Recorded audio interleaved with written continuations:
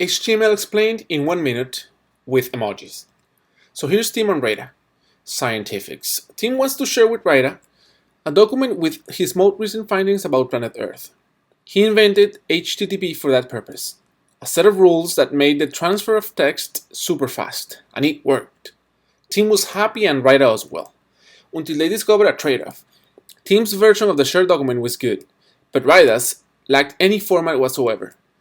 Raida was in shock. It was mainly because HTTP only supports plain text, so any format gets lost in translation. So Tim went back to work, and soon he came up with the idea of tags. A tag is something you add to the beginning and end of every text you want to apply format to. Please make sure you add a / to the closing tag. This particular tag is a B tag. That stands for bold. A bold tag will make your text look bolder.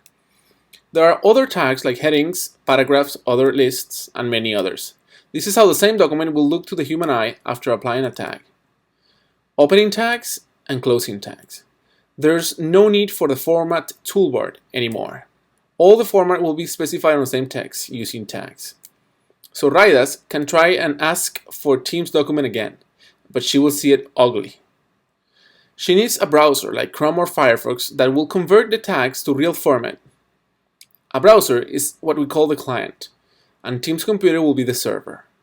Tim's computer IP address will have to be typed on Raida's browser URL. That's it. HTML is the hypertext markup language for the Hypertext Transfer Protocol, which is really fast text to transfer and display documents. Just a bunch of tags used to format some text. There's lots of tags to learn, so I encourage you to start right away.